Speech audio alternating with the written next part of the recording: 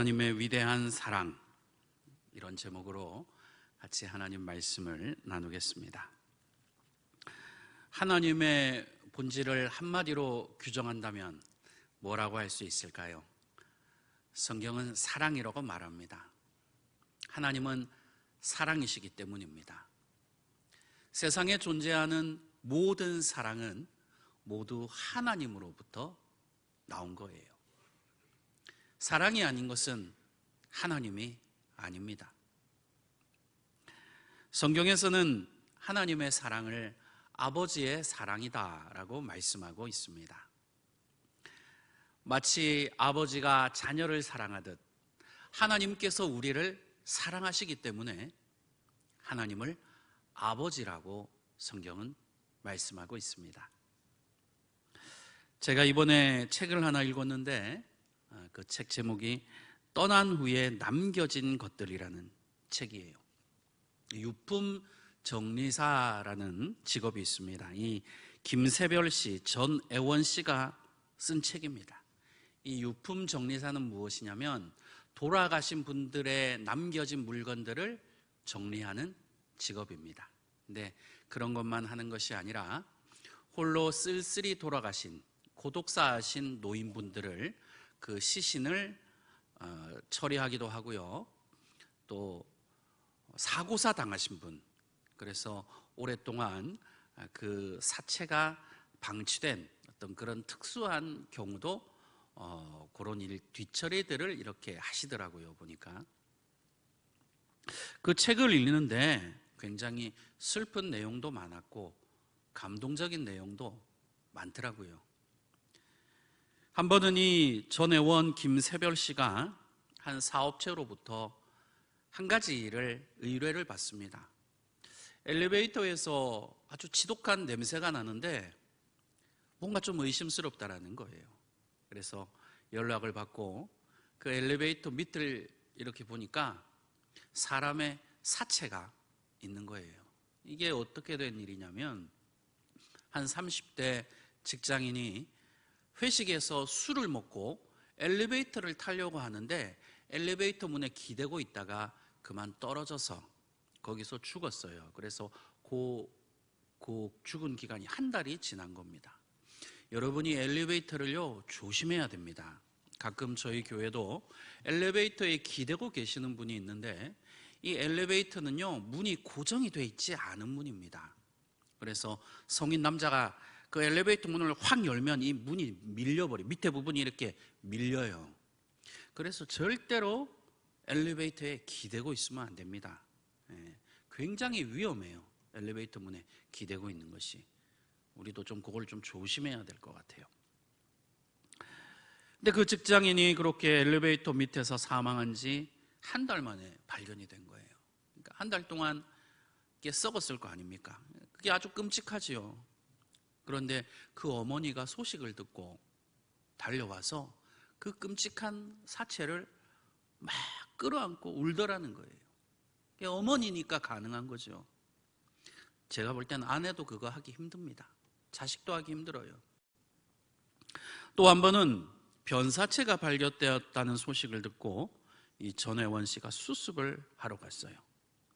이 시신의 부패가 너무 이게 심해져서 머리카락이 긴 것을 빼면 이게 남자인지 여자인지 알 수 없을 정도로 부패를 했습니다.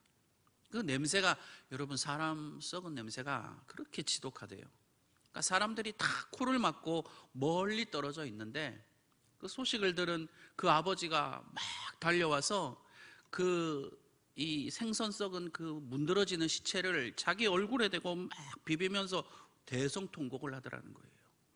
그러니까 그 시체와 그 아버지 얼굴이 막 이제 지디겨지는 거죠. 그러니까 이 아버지의 사랑이 그런 사랑이에요.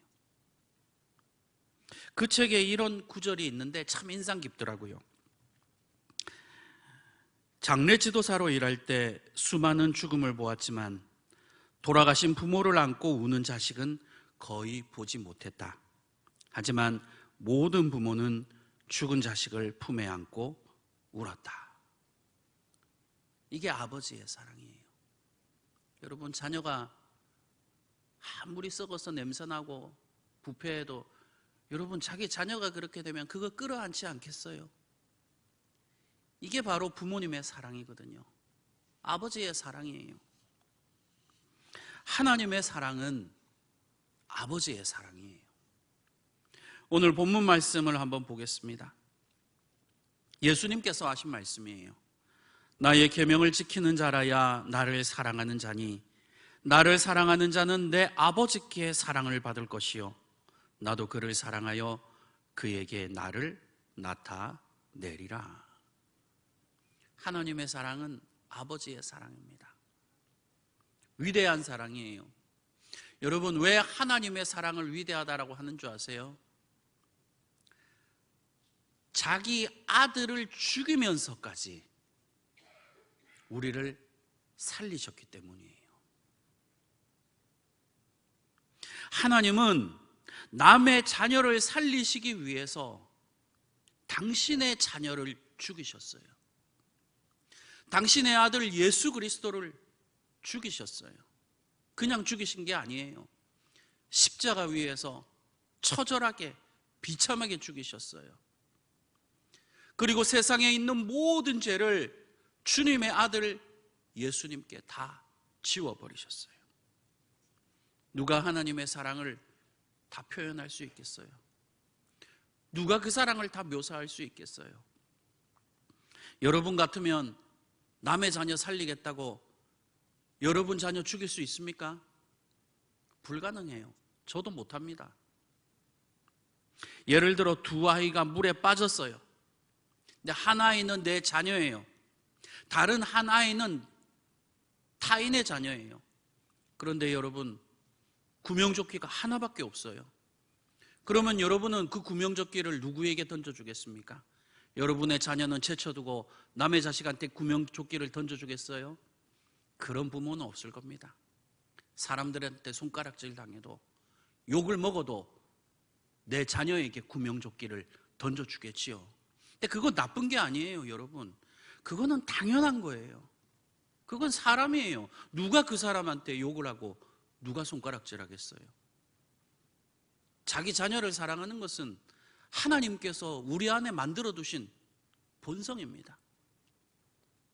저희 어머님이 그러시더라고요.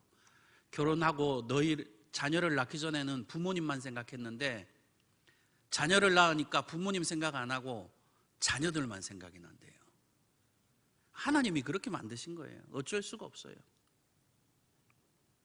여러분, 남의 자녀를 구하겠다고 자기 자녀를 죽이는 사람이 어디 있겠어요? 그런데 하나님은 남의 자녀를 구하겠다고 주님의 자녀 예수 그리스도를 죽이셨어요. 여러분, 이 사랑이 이해가 됩니까? 하나님의 사랑은요, 초월적인 사랑이에요. 절대적인 사랑입니다. 성경에서는 사랑을 네 가지로 설명하고 있어요. 사랑이라고 다 같은 사랑이 아니지요. 첫째로는 에로스입니다. 이것은 남녀 간의 사랑이에요. 옛날에 그 나쁜 영화를 에로 영화라고 했는데 사실은 에로가 나쁜 뜻이 아니라 남녀 간의 사랑도 귀한 거잖아요. 소중한 겁니다. 근데 그거를 나쁘게 써서 에로 영화 이러는데 원래 에로스라는 것은 남녀 간의 소중한 사랑을 에로스라고 하는 거예요. 근데 이 남녀 간의 사랑은 냄비 같아요. 끓어올 때는 확 끓어오르다가 한번 식어버리면 그걸로 끝이죠. 여러분, 항상 신혼일 수 있습니까? 항상 뜨거울 수는 없죠. 남녀 간의 사랑은 식어버리면 끝입니다. 그리고 그 남녀 간에도 헤어지면 남남이에요. 그러니까 에로스 사랑의 한계가 여기 있죠. 두 번째는 필레오입니다. 친구 간의 사랑이에요. 이것도 조건적이죠. 친구 간에 서로 싸우고 마음 안 맞으면 하루아침에 돌아서는 게 필레오 사랑입니다. 세 번째는 스톨게입니다. 이것은 가족 간의 사랑입니다. 부모가 자녀를 사랑하는 것, 자녀가 부모를 사랑하는 것, 그리고 형제들끼리, 남매끼리 이렇게 가족 간의 사랑을 스톨게라고 합니다. 그런데 이 스톨게도 어때요? 변질되는 경우가 있죠. 뭐 다 그런 건 아니지만 아주 극소수지만 부모가 자녀를 버리기도 하고 또 자녀가 연로하신 부모를 내팽개치기도 하죠. 그리고 형제 간에도 유산 문제 때문에 뒤돌아서는 경우가 얼마나 많습니까? 이 스톨게도 절대적인 사랑이라고 할 수가 없어요. 네 번째는 아가페입니다. 이 아가페는 하나님의 사랑입니다. 영원한 사랑이에요. 절대적이에요. 초월적입니다. 남이 나를 미워해도 나는 그를 사랑하는 거예요. 남이 나를 경멸해도 상관없어요. 무조건 사랑해요. 그를 위해서 생명까지 줄 수 있는 사랑이에요. 이게 아가페 사랑이에요. 고대 그리스 사회에서는 이 아가페라는 단어를 거의 사용하지 않았습니다. 왜냐하면 너무 절대적이고 너무 초월적인 사랑이기 때문에 쓰지 않았어요. 그러니까 사어라고 하죠. 죽은 말, 쓰지 않는 말. 그런데 이 아가페라는 단어를 살려낸 것이 바로 성경입니다. 이 성경의 기자들이 하나님의 사랑, 예수님의 사랑을 표현하려고 하니까 에로스도 아니지요, 필레오도 아니지요, 스톨게도 아니지요. 이거 아가페라는 단어로밖에 예수님의 사랑을 표현할 수가 없는 거예요. 오늘 본문 말씀 다시 한번 보도록 하겠습니다. 나의 계명을 지키는 자라야 나를 아가페하는 자니 나를 아가페하는 자는 내 아버지께 아가페를 받을 것이요 나도 그를 아가페하여 그에게 나를 나타내리라. 원문을 보니까요, 오늘 본문에 나오는 사랑을 어떤 단어로 쓰냐면 스톨게도 아니고 필레오도 아니고 아가페라는 단어를 다 쓰고 있어요. 하나님의 사랑도 아가페고 예수님의 사랑도 아가페고, 우리도 예수님을 사랑할 때 무슨 사랑으로 사랑해야 돼요? 아가페 사랑으로 사랑해야 한다. 그것이 바로 오늘 본문의 말씀입니다. 제가 읽은 책 가운데 하나가 종교이론이라는 책을 제가 이번에 읽었는데요, 프랑스의 사상가 조르주 바타유라는 사람이 쓴 책입니다. 근데 기독교 서적은 아니고 사회학적으로 종교의 본질을 이렇게 분석하는 책인데, 제가 목사로서 그 책을 읽을 때는 대부분 그 내용을 공감할 수 없었어요. 그런데 딱 한 구절이 이분이 종교의 본질을 꿰뚫고 있구나라는 것을 느꼈어요. 그게 뭐냐면 그 책에 이런 구절이 있었습니다. 띄워주세요. 제사의 원칙은 파괴다. 이분이 많은 종교들, 특히 프랑스 사람이니까 아무래도 기독교의 영향을 많이 받았겠죠. 특히 기독교를 이렇게 분석을 해보니까 그 성경에 나오는 제사의 본질이 뭐냐? 자기는 파괴라고 생각을 한다라는 거예요. 근데 여러분, 이게 굉장히 성경적입니다. 여러분, 십자가가 뭘까요? 원래 십자가는 사형도구였어요. 파괴의 도구입니다. 그런데 하나님께서 그 파괴의 도구를 하나님께 제사하는 제사의 도구로 사용하셨어요. 그 십자가의 제단 위에서 누구를 파괴하셨어요? 예수님을 파괴하신 거예요. 십자가는 예수님의 육신을 파괴하는 제단이에요. 십자가는 예수님의 살을 찢는 제단입니다. 십자가는 예수님의 피를 쏟아내는 죽음의 제단이었어요. 그래서 빌립보서 2장 8절에서는 이렇게 말씀하십니다. 자기를 낮추시고 죽기까지 복종하셨으니 곧 십자가에 죽으심이라. 이 십자가는 예수님을 죽이는 파괴의 제단인데, 여러분, 오죽하면 예수님께서 십자가에서 하나님께 뭐라고 말씀하십니까? 엘리 엘리 라마 사박다니, 나의 하나님 어찌하여 나를 버리셨나이까?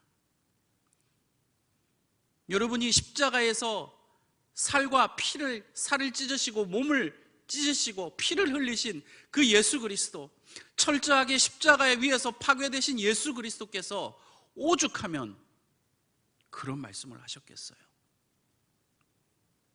이 조르주 바타유라는 학자는 이렇게 말을 하더라고요. 제사의 원칙은 파괴지만 그 파괴가 목적이 아니다. 파괴를 통해서 생명을 주는 것이다. 아니, 이렇게 어떻게 기독교인도 아닌데 기독교의 본질을 이렇게 정확하게 얘기하고 있을까? 여러분, 십자가는 파괴의 도구였어요. 하지만 예수님의 그 십자가의 목적은 파괴가 아닙니다. 예수님의 십자가는 생명이 목적이에요. 예수님의 십자가는 구원이 목적입니다. 예수님의 십자가는 사랑이 목적이에요. 그리고 그 십자가 위에서 예수님은 죽고 우리는 살았어요. 이게 십자가입니다. 그래서 사도 바울은 말하기를, 나는 예수님의 십자가 외에는 자랑할 것이 없다. 여러분, 그 사형도구, 그 저주의 상징 십자가, 그 파괴의 상징 십자가가 예수 그리스도의 보혈의 피로 인하여 구원의 십자가가 된 거예요. 얼마나 놀라운 하나님의 사랑입니까? 이런 십자가의 사랑은 어떤 능력이 있느냐? 하나님과 우리를 관계 지향적인 것으로 변화시킨다라는 거예요. 우리는 다 한 분 예수님을 다 믿고 있죠. 우리 신앙의 대상은 다 같지만 사람마다 그 신앙의 특성은 다릅니다. 그런데 저는 오늘 여기서 딱 두 가지 신앙의 성향을 좀 말씀드리고 싶어요. 첫 번째는 통계지향적 신앙이 있습니다. 신앙을 평가하는 기준이 숫자나 통계적인 수치로 그 사람의 신앙을 평가하는 거죠. 예를 들어, 저 목사님 교회는 교인이 많아. 저 목사님 훌륭한 목사네. 저 목사님 교회는 기껏해야 10명이 모인다네. 아이고, 변변찮은 목사야. 이게 뭐예요? 통계지향적 신앙이죠. 그러니까 숫자로 그 사람을 판단하는, 그 사람의 신앙을 판단하는 거예요. 저 친구는 11조를 아주 많이 해. 훌륭한 성도야. 저 친구는 11조가 변변찮아. 작아. 에이, 형편없네. 이게 뭐예요? 통계지향적 신앙이지요. 숫자로 판단하는 거예요. 성경을 보면요, 예수님께서는요 한 번도 통계지향적으로 말씀하신 적이 없으셨어요. 성경을 보면 예수님이 설교하시면 사람들이 어마어마하게 몰려왔어요. 성경을 보니까 수만 명씩 몰려왔대요. 그 당시에 수만 명이면 진짜 대단한 거죠. 근데 예수님께서 그 제자들에게, 야, 오늘 내가 설교하는데 사람들이 몇 명이 모였어? 물으신 적이 없어요. 야, 오늘 그 사람들 모여서 헌금 얼마 남았니? 물으신 적이 없어요. 예수님은 숫자에 관심이 없으셨다라는 거예요. 누가복음 21장에 이런 내용이 나옵니다. 어느 날 예수님께서 성전에 계셨는데 한 부자와 가난한 과부가 헌금을 드리는 것을 보셨어요. 그런데 그 부자는 큰 돈을 헌금하는 거예요. 요즘으로 치자면 수백만 원, 수천만 원을 헌금하는 거예요. 그런데 그 옆에 있는 가난한 과부는 두 렙돈, 요즘 돈으로 환산하면 한 2,000원, 아무리 많이 잡아도 한 2,000원 정도 되는 헌금을 하는 겁니다. 여러분, 통계지향적 신앙의 관점으로 보면 누가 더 훌륭합니까? 숫자로만 판단을 하니까 많은 헌금을 한 그 부자가 대단한 거지요. 그런데 예수님은 뭐라고 하셨습니까? 오늘 저 과부가 낸 두 렙돈, 저 돈이 오늘 가장 큰 헌금이라고 하셨어요. 예수님께서는 숫자로 그 헌금의 크기를 말씀하지 않으셨습니다. 예수님은 하나님에 대한 사랑을 보고 그 헌금의 크기를 판단하셨어요. 제가 이번 동부 연회를 갔다 왔거든요. 갔다 왔는데 한 동기 목사님을 제가 거기서 만났어요. 한 20년 만에 만난 것 같아요. 근데 저는 그 목사님을 모르겠더라고요. 근데 그 목사님이 저를 보다니 아는 체를 해요. 얼마나 반가운지. 그래서 둘이 반가워서 이런 얘기 저런 얘기를 했습니다. 자녀는 몇이냐, 몇 학년이냐, 어디에서 목회하느냐. 그 목사님이, 동기 목사님이 아주 시골 산골짜기에서 목회를 하시는 거예요. 거기까지만 물으면 되는데 제가 좀 실수를 했어요. 목사님, 그런데 교인이 몇 명이에요? 그러니까 그 목사님이 난처해 하시면서 5명입니다. 그것도 할머니 5명이라는 거예요. 그래서 내가 아이고, 내가 말 실수를 했네. 그런데 이제 또 걱정이 되는 거예요. 아니, 할머니 5명이면 생활을 어떻게 하나? 그래서 또 제가 또 묻지 말아야 할 걸 또 물었어요. 아니, 할머니 5명이면 목사님 사례비는 얼마를 받아요? 라고 하니까 그분이 또 난처해 하면서 사례비가 없습니다 이러는 거예요. 내가 이놈의 입이 문제네. 이놈의 입이 문제야. 여러분, 거의 20년 만에 만난 그 동기 목사님한테 교인이 몇 명입니까? 사례비가 얼마입니까? 그런 걸 도대체 왜 묻는 거예요? 우리가 그럴 때가 있잖아요. 말을 하면서 내가 왜 이런 말을 하지? 내가 크게 실수했구나. 그럴 때가 있잖아요. 말하면서. 그럴 때 없으세요? 저만 그런가요? 그 말을 하면서도 왜 내가 이 얘기를 하고 있지? 바로 저 같은 사람을 두고 통계지향적 목사라고 하는 겁니다. 제가 이번 설교를 준비하면서 얼마나 부끄러운지 몰랐어요. 내가 이렇게 부족한 목사구나. 아직 참 멀었다. 그 어려운 상황에서도 그 목사님은 예수님 한 분 바라보고 그렇게 목회하시는 것을 보면서 제가 이렇게 헤어지면서 제가 그 목사님을 존경하기로 했어요. 나보다 100배, 1000배 나으신 분이구나. 신앙 유형 두 번째는요, 관계지향적 신앙입니다. 자신의 신앙이나 타인의 신앙을 예수님과의 관계로 평가하는 거예요. 내가 어떻게 하면 예수님을 더 사랑할 수 있을까? 내가 어떻게 하면 예수님과 더 가까워질 수 있을까? 어떻게 하면 예수님을 기쁘게 할 수 있을까? 어떻게 하면 예수님의 마음을 행복하게 할 수 있을까?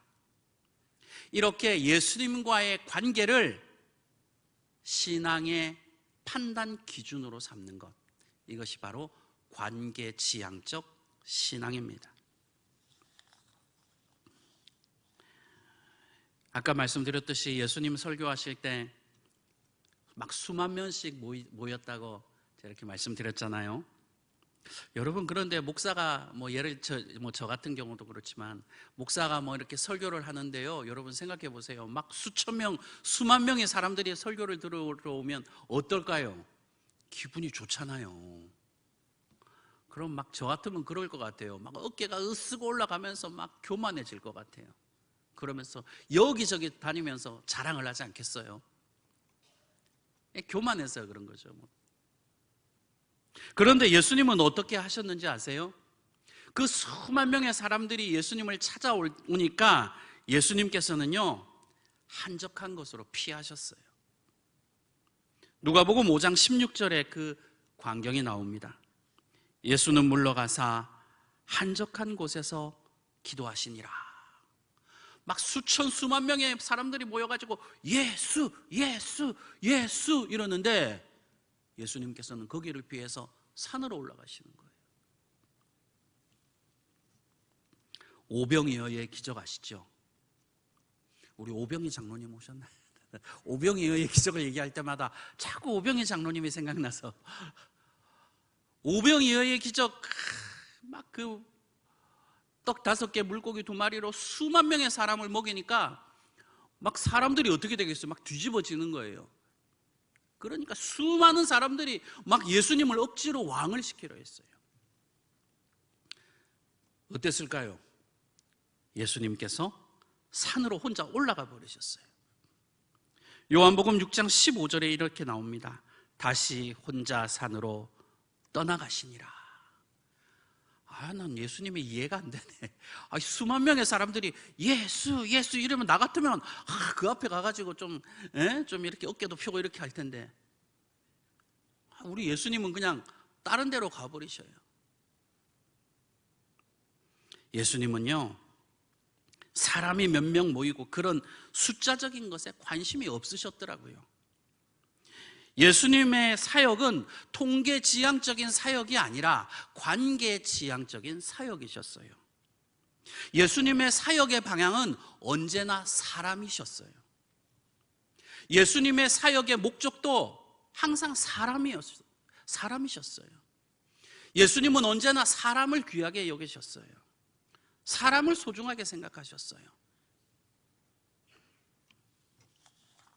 마가복음 5장을 보면요, 거라사인의 동네에 사는 그 미친 사람 얘기 다 아시죠? 이 거라사인 동네에 미친 사람이, 귀신 들린 사람이 공동묘지에서 항상 사는데 얼마나 사나운지 몰라요. 그러니까 돌을 가지고 자기 몸을 막 이렇게 찢으니까 피가 나고 막, 그러니까 사람들이 불쌍하니까 그 사람을 잡아서 쇠살로 묶어놨는데 해하지 못하도록 자기 자신을. 근데 또 이게 귀신 들린 사람이 힘이 얼마나 센지 그 쇠사슬을 막 끊어버리는 거예요.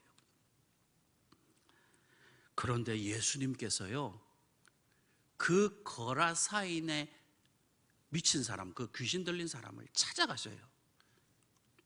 근데 우리는 그냥, 저도 성경을 읽을 때는 그냥 찾아갔는가 보다라고 생각하는데 그날 상황이 굉장히 의미심장합니다. 예수님께서 계신 곳에서 그 거라사인의 동네로 가시려면요, 갈릴리 호수를 지나가야 돼요, 배를 타고. 그런데 성경을 보면요, 풍랑이 치고 있을 때 배를 타고 가세요. 그 배라고 해봤자 베드로가 물고기 잡던 쪽배거든요. 그 파도 한 번 치면 그냥 다 죽는 거예요. 그런데 그 거리는요, 장장 13km입니다.